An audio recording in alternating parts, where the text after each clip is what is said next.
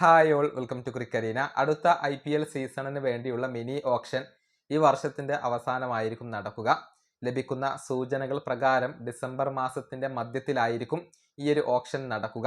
ഈ ഓപ്ഷന് പോകുമ്പോൾ നിലവിൽ പേഴ്സിൽ ഏറ്റവും കൂടുതൽ ബാലൻസ് അവശേഷിക്കുന്ന ഫ്രാഞ്ചൈസി ഏതാണ്? അതിന്റെ കണക്കുകൾ നമുക്കൊന്ന് പരിശോധിക്കേണ്ടതുണ്ട്. അതായത് മിനി ഓപ്ഷനിൽ 5 കോടി രൂപയാണ് എല്ലാ ടീമുകൾക്കും അവിടെ പേഴ്സിൽ ഉണ്ടാവുക. അതുപോലെ തന്നെ കഴിഞ്ഞ ഓപ്ഷനിലെ ബാക്കി വരുന്ന തുക അവിടെ ഉണ്ടാകും. കൂടാതെ റിലീസ് ചെയ്യുന്ന താരങ്ങളുടെ വിലയും അവിടെ പേഴ്സിൽ ബാലൻസ് ആയിക്കൊണ്ട് വരും എന്നുള്ളതാണ്.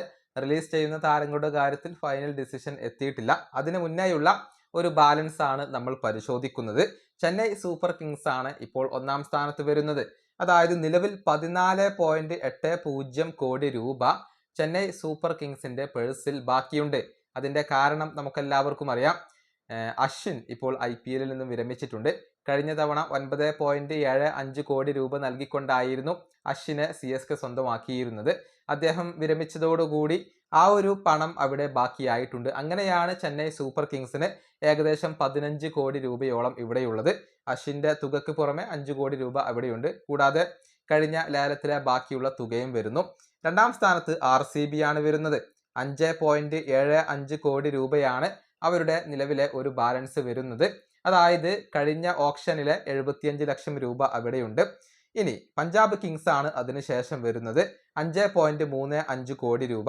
അതായത് കഴിഞ്ഞ ഓപ്ഷനിൽ 35 ലക്ഷം രൂപ അവരുടെ ബാലൻസ് ആയിക്കൊണ്ട് ഉണ്ടായിരുന്നു. പിന്നീട് രാജസ്ഥാൻ റോയൽസ് 5.30 കോടി രൂപ.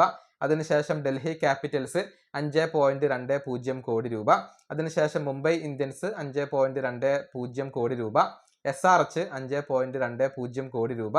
ഗുജറാത്ത് ടൈറ്റൻസ് 5.15 കോടി രൂപ. LSG 5.10 കോടി രൂപ. അതുപോലെ തന്നെ KKR 5.05 കോടി രൂപ എന്നിങ്ങനെയാണ് ഇപ്പോൾ കണക്കുകൾ വരുന്നത്. ഇത് റിലീസ് ചെയ്യുന്ന ആ ഒരു ലിസ്റ്റിന് മുന്നേയുള്ള ഒരു കണക്കാണ്. ഇനിയിപ്പോൾ റിലീസ് ചെയ്യുന്ന താരങ്ങളുടെ ഒരു ലിസ്റ്റ് വരുമ്പോൾ ഇതിൽ മാറ്റങ്ങൾ ഉണ്ടാകും. അപ്പോൾ കൊൽക്കത്ത മുന്നിലേക്ക് വരും എന്നാണ് പ്രതീക്ഷിക്കപ്പെടുന്നത്. കാരണം വെങ്കടേഷ് അയ്യർ ഉൾപ്പെടെയുള്ള പല പ്രധാനപ്പെട്ട താരങ്ങളെയും കൊൽക്കത്ത റിലീസ് ചെയ്തേക്കും എന്നാണ് റിപ്പോർട്ടുകൾ.